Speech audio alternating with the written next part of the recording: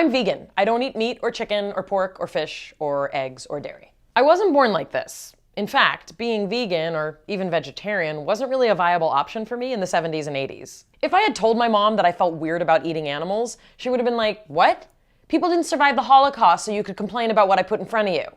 True story. Most of us grow up with no idea how food gets to our plate. But this not knowing is actually a pretty new phenomenon in the course of human history. Up until fairly recently, pretty much everybody knew that the lamb chop on your plate came from that guy who owns all the lambs. And the cheese and milk that we eat is from the lady with all the cows and goats. And that guy named Gonzo with all of his chicken friends, he's responsible for the abundance of eggs. Everyone knew that eating meat meant that an animal had been slaughtered for their meal. Period. Cut to the 21st century, and we don't think about this stuff because we don't have to. Meat and eggs and dairy are processed somewhere, and they end up on our plate, and they taste good. And most people don't feel the need to say anything more about that than, it's yummy and I like it. The problem is that since the Industrial Revolution, things have changed dramatically in terms of food and how we eat and prepare it. The result is that food producers seek to make the most product for the least amount of money so that they can make the most profit. Makes sense, right? Well, let's pretend that we're looking at a factory that produces, say, chicken breasts. Chicken breasts. Let's say you want to produce a lot of chicken breasts so that you can sell them to supermarkets for the least amount of money so that you can keep the most profit for yourself. If they want to pay you $1,000 for your chicken breasts, but it costs you $900 to produce chicken breasts, you only get to keep $100 for yourself. But let's say it only costs you $500 to produce chicken breasts, then you get to keep $500 for yourself. Make sense? Got it? Okay, cool. So there are a few things you have to do to make the most chicken breasts for the lowest price so that as much as possible of the profit goes to you. Number one, grow more chickens faster. How do you make chickens grow faster? Genetic selection. Take the fastest growing chickens in your coop, breed them with a rooster, repeat selection, and breed again.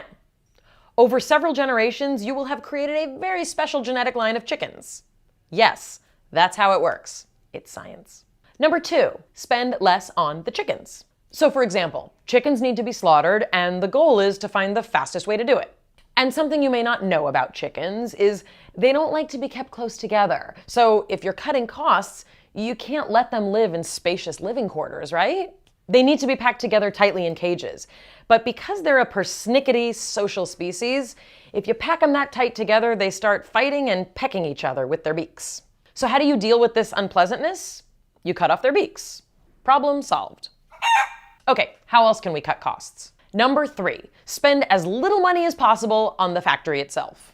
The factory can't cost too much, either in its construction or its upkeep. This might mean building the smallest space possible to save on construction costs, or it might mean not maintaining the facility's inspections and cleanliness because that stuff can cost a lot of money. And if you hire workers who typically don't have legal defense or union support, you get cheaper labor and you can even work them longer hours because you don't have to pay overtime. These three examples of ways to cut costs in order to make the most profit show that if we think only of economics as what drives us in food production, we produce economically efficient food, but the question is, at what cost? It's convenient to think of a living, breathing animal as a walking sandwich, and it makes for lots of snarky jokes you can present to vegans.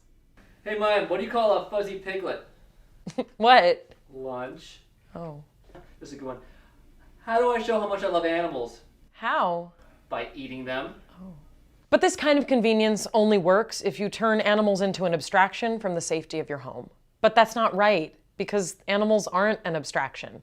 Animals live, they breathe, they have relationships, they have feelings. Millions of animals right now spend their lives in a cage with their beaks torn off, living in hostile situations, unable to stand from the weight of the bodies they have been bred into. And this is not about placing human rights onto the lives of animals, because that's what crazy vegans do. I'm making an argument that our obsession with what's most efficient is causing us to objectify other living beings, and not just animals. Look how quick we are to ignore the rights of humans who work in the factories to produce the food that ends up on our plates. When we intentionally seek out workers who cannot defend themselves against unsafe work environments, when we don't pay workers a fair wage, when we compromise people's civil rights in order to maximize profit, we start seeing our fellow human beings as objects to be used, rather than partners in a respectful and dignified society. But it doesn't have to be this way, just like it didn't used to be this way. Animals lived symbiotically with humanity for most of human history, when we cared for their needs, gave them room to roam, nutritionally appropriate food to eat, so that when it came time to take their lives, we honored that life because we know that it had been treated with respect. I understand that it's easier not to think about these things, and I can't make you. My hope is that someday we'll get closer to a healthier and more ethical balance for all. Until then, I'm vegan. Thanks for watching, subscribe to my channel, and check out the links below for more information.